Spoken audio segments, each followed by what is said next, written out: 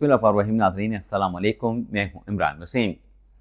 नाज़रीन, supreme court के साबिक जज जस्टिस मंसूर अली शाह साहब ने एक बड़ा ऐलान किया है। इस बड़ी अनाउंसमेंट से, इस बड़ी खबर से अपने इस प्रोग्राम का हम आगाज़ करेंगे, जिसमें जज साहब का जो ऐलान है उसकी स्क्रूटनी, उसका एनालिसिस करने के बाद हमारे प्रोग्राम की जो दीगर अहम खबरें हैं, इमरान खान अडयाला में रहेंगे, इमरान खान की रिहाई होगी, नई डील की शुरुआत का आगाज, खेल फैसला कुन मरले में दाखिल, क्या नून लीग भी मान गई, फिर ये जो हमारे थंबनेल की हेडलाइंस हैं, इन खबरों की तफसीलात भी आगे चल के आप नाज़रीन की खिदमत में पेश करेंगे। लेकिन प्रोग्राम का आगाज करने से पहले आपसे दरख्वास्त होगी कि चैनल को सब्सक्राइब कर लें, बेल आइकॉन का बटन प्रेस करें, वीडियो पसंद आए तो इसे लाइक और शेयर जरूर कीजिएगा। तो पहली खबर, जस्टिस मंसूर अली शाह साहब का एक आर्टिकल डेली डॉन अंग्रेजी अखबार में शाया होता है। अब उस आर्टिकल के मंदरजात पे मैं नहीं जाऊंगा, आप देखने वालों का वक्त जाया नहीं करूंगा। उस आर्टिकल का जो क्रक्स है वो ये है कि मुल्क के जो हालात हैं, यौम आज़ादी के मौके पे लिखा गया ये जो आर्टिकल है, इसमें जज साहब ने, मंसूर अली शाह साहब ने मुल्क की हालात का जो जिम्मेदार है, यानी मुल्क को सबसे ज्यादा नुकसान किसने पहुंचाया, सियासतदानों ने पहुंचाया, जर्नलीों ने पहुंचाया, या फिर जजों ने पहुंचाया। तो शाह साहब ने अपने आर्टिकल में लिखा है कि मुल्क को सबसे ज्यादा नुकसान जो है वो जजों ने पहुंचाया है। और मैं मंसूर अली शाह साहब की इस बात के साथ 100% नहीं बल्कि 200% एग्री करता हूं। लेकिन इस बात जिस पे मैंने एग्री किया और जो शाह साहब का आर्टिकल है, इस पर मजीद आगे बात या इसका एनालिसिस करने से पहले या स्क्रूटनी करने से पहले एक पस मंजर भी मैं आपकी खिदमत में पेश करना चाहूंगा। और यह पिछले 4-5 साल का, ज्यादा पुराना नहीं। जब उमर अता बंदियाल साहब या गुलजार साहब चीफ जस्टिस थे और काजी फैसल साहब के खिलाफ जो है वो रेफरेंस चल रहा था, और फिर उस रेफरेंस की कार्रवाई को सुप्रीम कोर्ट में चैलेंज किया गया, तो 10 रुकनी बेंच बना था। तो उस वक्त जो है, जो मंसूर शाह साहब के चाहने वाले हैं, उनके चाहने वालों के मुताबिक, मेरी राय नहीं, मैं अपनी राय नहीं शेयर कर रहा, मेरी राय भी शायद हो सकता वही हो जो शाह साहब के चाहने वालों की हो सकता है ना हो। तो जो शाह साहब के चाहने वाले हैं, उनकी राय ये रही है कि जब गुलजार साहब का दौर था, या आसिफ सईद खोसा साहब का दौर था, या साकिब निसार साहब का था, या बंदियाल साहब का था, मंसूर अली शाह साहब जो हैं वो काजी फैसल साहब के कैंप में थे। बल्कि काजी फैसल साहब के कैंप के वो बड़े जुडिशियल पॉलिटिकल प्लेयर थे। हालांकि काजी फैसल साहब इस बात से सिरे से इनकार करते हैं, और ये बात और भी बहुत सारे लोग कहते हैं कि काजी फैसल का कोई कैंप नहीं था सुप्रीम कोर्ट में। अगर उस शख्स का, जो कि चीफ जस्टिस के ओहदे से रिटायर हुआ है, कोई कैंप होता, तो जो फैसला मखसूस नशिस्तों वाला आया है ना, वो मखसूस नशिस्तों वाला फैसला ना आता। जो 8-5 का फैसला बना, अगर उनका कैंप होता तो 8-5 का कभी फैसला ना बनता। लेकिन खैर, डिबेट हमारी और तरफ जारी है। तो पहले उनके चाहने वाले कहते हैं कि काजी साहब के कैंप में थे, लेकिन बाद में जब काजी साहब चीफ जस्टिस बने तो वो दूसरे कैंप में चले गए, जिसमें बंदियाल साहब थे, जिसमें मुनीब अख्तर साहब थे, जिसमें आयशा मलिक साहबा थी, और अथम मिनल्ला साहब भी उसी कैंप में चले गए। लेकिन उसमें आप देखें जो एक ट्विस्ट आया, अब इस आर्टिकल के बाद बहुत सारे उनके चाहने वालों में से ये सवाल उठा रहे हैं कि जो पंजाब और केपीके का इलेक्शन का मामला था, उसमें मंसूर शाह साहब का क्या रोल था, वो ये सवाल उठा रहे हैं। लेकिन ये देखें कि मंसूर शाह साहब चीफ जस्टिस बनने जा रहे थे। चीफ जस्टिस पाकिस्तान का जो ताज था उनके बिल्कुल टेबल के ऊपर पड़ा था। 26वीं तरमीम आती है और याही आफरीदी साहब जो हैं वो 3 जजेस के पैनल में से उनको चीफ जस्टिस मुंतखब कर लिया जाता है पार्लिमानी कमेटी की तरफ से।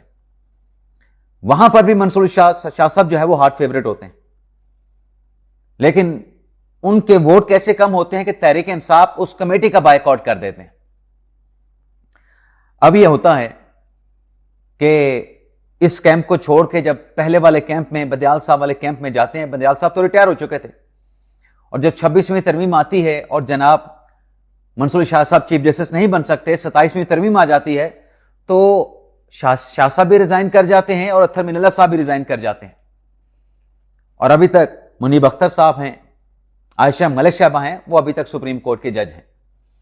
اب شاہ صاحب کا یہ کہنا کہ ملک کو سب سے زیادہ نقصان جو ہے وہ جرنیلوں سے زیادہ ججوں نے پہنچایا ہے، یہ اس طرح کی باتیں ناظرین ہم نے دیکھی ہیں کہ جب آپ کے پاس کرسی ہوتی ہے، عہدہ ہوتا ہے، جب آپ کو ان اختیارات، اس عہدے، اس کرسی سے فراغت ملتی ہے، آپ گھر چلے جاتے ہیں، ادارہ آپ کے ساتھ نہیں رہتا یا آپ ادارے کو چھوڑ کے چلے جاتے ہیں، پھر اس قسم کے آرٹیکل، اس قسم کی اچھی اچھی باتیں سننے کو ملتی ہیں. اب شاہ صاحب کہتے ہیں کہ ہمیں ایسے جج رکھنے چاہیے جو نہ کر سکیں. سوال یہ ہے کہ جب منصور شاہ صاحب خود جج تھے، کیا انہوں نے نہ کی؟ اور میں یہ بات کیوں کہہ رہا ہوں؟ ویسے نہ تو افتخار محمد چودھری صاحب نے بھی کی تھی، لیکن اس نہ کے پیچھے بھی وہی کھڑے تھے جن کی طرف اشارہ منصور شاہ صاحب نے اپنے آرٹیکل میں دیا ہے. افتخار چودھری صاحب کا معذور ہونا، دوبارہ بحال ہونا، عوام کو کوئی فائدہ نہیں ہوا. 100 موٹو کا اختیار سپریم کورٹ کا بڑھ گیا. اب جو جنرل باجوہ صاحب کا والی جو ایکسٹینشن تھی، اس پہ آپ عدالتی کاروائی نکال کے دیکھیں، پہلی سماعت، دوسری سماعت، تیسری سماعت، آرمی چیف کی ایکسٹینشن کے خلاف کاروائی آگے چل رہی تھی. آرمی چیف کی ایکسٹینشن کے خلاف عدالتی کاروائی آگے بڑھ رہی تھی، اور لگ ایسے رہا تھا کہ اس ایکسٹینشن کو سپریم کورٹ کے 3 ججز کی طرف سے ختم کر دیا جائے گا.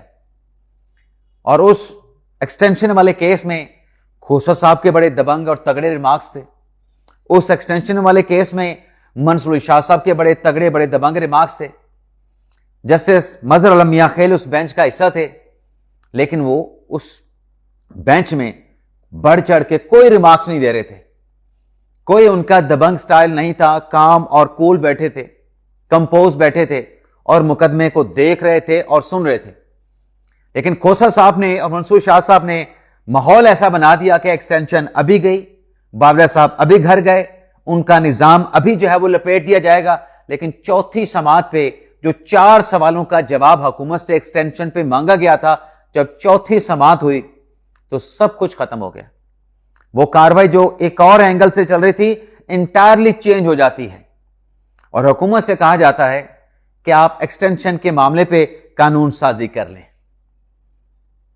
اور جنرل باجوہ صاحب اس ایکسٹینشن تک جو ہے یا اس قانون سازی تک جو ہے اپنے عہدے پہ برقرار رہیں گے. تو منصور شاہ صاحب نے اس وقت قانون بنانے کا سجیشن دے دیا. جب خود کہہ رہے تھے کہ قانون نہیں تھا، تو پھر اس وقت خود نہ کیوں نہیں کہا؟ ایکسٹینشن کو، جنرل باجوہ کی ایکسٹینشن کو کیوں نہ نہیں کہا؟ جس بہادری، جس دلیری کا وہ تقاضا آج وہ آنے والے ججز سے یا موجودہ ججز سے کر رہے ہیں، یہ نہ انہوں نے خود کیوں نہیں کی؟ یہ ناظرین ایک سوال ہے. باقی میں ایڈمٹ کرتا ہوں کہ منصور شاہ صاحب بڑے اچھے جج تھے، بڑے قابل جج تھے، بڑے بہترین جج تھے، لیکن اپنے ٹینور کے آخری چند سالوں میں جس جوڈیشل پالیٹکس میں وہ انوالو ہوئے، وہ پالیٹکس جو ہے ان کے لیے بہت سارے مسائل، بہت ساری پرابلمز لے کے آئی، جس کی وجہ سے انہیں الٹیمیٹلی پھر اپنے عہدے سے ریزائن کرنا پڑا. اب ناظرین بات کر لیتے ہیں 28ویں آئینی ترمیم کے حوالے سے، جس پر بہت زیادہ لب کشائی ہو رہی ہے، جس پر بہت زیادہ گیس ورک ہو رہا ہے، جس پر بڑے بڑے اندازے اور بڑے بڑے دعوے کر دیے گئے ہیں. اب ایک بات تو نجم سیٹھی صاحب نے کہی ہے، اب اس بات کا لاجک کیا دیا گیا ہے؟ مطلب نجم سیٹھی صاحب یہ کہتے ہیں کہ کشیدگی عمران خان اور اسٹیبلشمنٹ کے مابین کم ہوئی ہے. پھر وہ کہتے ہیں کہ 28ویں ترمیم کے لیے جو نئے صوبے ہیں، نئے انتظامی یونٹس ہیں، اس پر اسٹیبلشمنٹ کو عمران خان صاحب کی حمایت درکار ہے. چاہتے ہیں کہ پی ٹی آئی بھی عمران خان میں اس 28ویں آئینی ترمیم کو سپورٹ کریں، کیونکہ یہ ان کا مینیفیسٹو رہا ہے عمران خان صاحب کا کہ نئے صوبے، نئے انتظامی یونٹس بننے چاہیے. اب اس کی وجہ انہوں نے کیا بیان کی کہ برف پگھل رہی ہے دونوں کے مابین. انہوں نے کہا جی 18 اگست کو سپریم کورٹ میں کیس لگ گیا ہے، اور اس کیس کے جو ججز ہیں، جو بینچ بنا ہے، وہ بڑے آزاد ججز ہیں. بڑے آزاد نوعیت کے ججز کو جو ہے اس بینچ میں شامل کیا گیا ہے. اب وہ ججز ناظرین کون سے ہیں؟ جو وجہ کہ برف پگھل رہی ہے اسٹیبلشمنٹ عمران خان کے مابین، اس کی وجہ وہ بیان کرتے ہیں، لاجک وہ بیان کرتے ہیں کہ سپریم کورٹ کا 3 رکنی بینچ بن گیا ہے. اب وہ ججز کون سے ہیں؟ اس میں جسٹس شاہد وحید صاحب ہیں، اس میں جسٹس نعیم اختر افغان صاحب ہیں، اس میں جسٹس شکیل احمد صاحب ہیں. اب جسٹس شکیل احمد جو ہے ناظرین آپ کو بتا دیں یہ 26ویں آئینی ترمیم کے بعد سپریم کورٹ کے جج بنے تھے، جب یائی افریدی صاحب سپریم کورٹ کے چیف جسٹس بن چکے تھے. تو شکیل احمد صاحب کا معاملہ، ان کا نام میں سائٹ پہ رکھتا ہوں. ڈیفینیٹلی بلا شبہ بہت اچھے جج ہیں، زبردست جج ہیں، لیکن میں انہیں فی الحال جو ڈیبیٹ ہم کر رہے ہیں اس ڈیبیٹ سے ان کو میں سائٹ پہ رکھ رہا ہوں. باقی 2 جج رہ جاتے ہیں، شاہد وحید صاحب اور جسٹس نعیم اختر افغان صاحب. شاہد وحید صاحب تو عمران خان صاحب کے چاہنے والوں کے پسندیدہ رہے. کیوں پسندیدہ رہے نہیں رہے میں اس ڈیبیٹ پہ بھی نہیں جاؤں گا. شاید یہ ایک وجہ یہ بھی ہے کہ مخصوص نشستوں کے فیصلے میں شاہد وحید صاحب جو ہیں اکثریتی ججز کا حصہ تھے، فیصلے کا حصہ تھے. لیکن نعیم اختر افغان صاحب جنہیں آج کہا جا رہا ہے کہ وہ آزاد نوعیت کے جج ہیں، آزاد خیال جج ہیں، غیر جانبدار جج ہیں، دبنگ جج ہیں، تگڑے جج ہیں، مخصوص نشستوں کے کیس میں وہ مینورٹی میں تھے. اور ریکارڈ نکال کے دیکھیں سوشل میڈیا پہ پی ٹی آئی کا سوشل میڈیا نکال کے دیکھیں کہ نعیم اختر افغان صاحب کے حوالے سے کیا کچھ ان کی طرف سے نہیں کہا گیا. جیسے نعیم اختر افغان صاحب کے بارے میں کیا القابات، کیا برے الفاظ یا کس قسم کی گندی زبان استعمال کی گئی، سب کچھ ریکارڈ پہ موجود ہے. آج انہی جج صاحب کو جنہوں نے مخصوص نشستوں کے کیس میں آئین اور قانون کے مطابق پہلا فیصلہ دیا، نظر ثانی میں دوسرا فیصلہ دیا، آج ایڈمٹ کر رہے ہیں کہ وہ آزاد جج ہیں. وہ اپنی سمجھ بوجھ، اپنے ضمیر اور آئین اور قانون کو سامنے رکھتے ہوئے فیصلہ کرتے ہیں. تو پیچھے جو ان کے ساتھ کیا گیا اس کا مداوع، اس کی تلافی کون کرے گا یا اس کی معافی کون مانگے گا؟ تو لاجک نجم سیٹھی صاحب کی کیا ہے وہ آپ کے سامنے رکھ دی ہے. ایک اور نے تبصرہ کیا کہ اگلے 40 دن بڑے اہم ہیں، اور اس میں لاجک یہ پیش کی بھی کیوں 40 دن اہم ہیں. کہا گیا کہ نون لیگ اور پیپلز پارٹی کو اسٹیبلشمنٹ نے پیغام دے دیا ہے کہ یا تو 28ویں ترمیم کرو، ورنہ ہمارے رابطے پی ٹی آئی کے ساتھ ہو چکے ہیں. اس کی ریزن کیا دی گئی کہ وہ جی بیرسٹر غور کے ساتھ نقوی صاحب نے جا کے ملاقات کی، تصویر بتاتی ہے کہ نون لیگ اور پیپلز پارٹی کو پیغام دیا گیا ہے. او بھائی، نقوی صاحب غور صاحب کے پاس ان کی والدہ کی تعزیت کے لیے گئے، دعائے مغفرت کے لیے گئے، ان کی والدہ کے درجات کی بلندی کے لیے گئے، ان کے ساتھ اظہار ہمدردی کے لیے گئے. اس قسم کی ملاقات جس میں نون لیگ کو یا پیپلز پارٹی کو پیغام دینا ہو، پہلے تو یہ ملاقات خفیہ ہوتی ہے کہ وہ دیکھیں جی نقوی صاحب نے ان کے گھر پہ جا کے بیرسٹر غور صاحب کے ساتھ ملاقات کی ہے، وہاں پہ پی ٹی آئی کی قیادت کے باقی لوگ بھی موجود تھے. اچانک سے یہ خبر خفیہ ملاقات کی کسی ایک خاص رپورٹر، کسی صحافی کو دے دی جاتی ہے، وہ پیغام ہوتا ہے. اوپنلی جو تصویر ہوتی ہے، اور پھر کسی کی والدہ فوت ہوئی ہے، اس کے گھر تو صرف نقوی صاحب نہیں گئے، مولانا فضل الرحمان صاحب بھی گئے ہیں بیرسٹر غور صاحب کے گھر، اسپیکر صاحب بھی ان کے گھر گئے ہیں. کیا اسپیکر صاحب بھی حکومت کے خلاف کوئی سازش کر رہے ہیں؟ اور کہا جا رہا ہے کہ 1 پیج جو ہے اب اس میں درانیں پڑ چکی ہیں. اب ذرا یہ بتاتے ہیں کہ 1 پیج اپنی جگہ پہ قائم ہے. اگر کسی جگہ پہ کوئی اختلاف بھی ہوتا ہے تو اس اختلاف کو بھی بات چیت کے ذریعے سیٹل کر لیا جاتا ہے. تو 1 پیج والی کہانی کہ اس میں درار پڑ چکی ہے، اس سے کوئی بھی ایکسپٹ کرنے کے لیے تیار نہیں، چاہے وہ حکومت کی سائیڈ ہو، چاہے وہ اسٹیبلشمنٹ کی سائیڈ ہو. لیکن صرف ناظرین یہ بات نہیں ہو رہی. اب جو 40 دن کا کہہ رہے ہیں نا، وہ یہ کہہ رہے ہیں کہ عمران خان صاحب کی بہنیں، پی ٹی آئی کی مرکزی قیادت اور باقی لوگ مفاہمت کے ذریعے عمران خان صاحب کی رہائی چاہتے ہیں.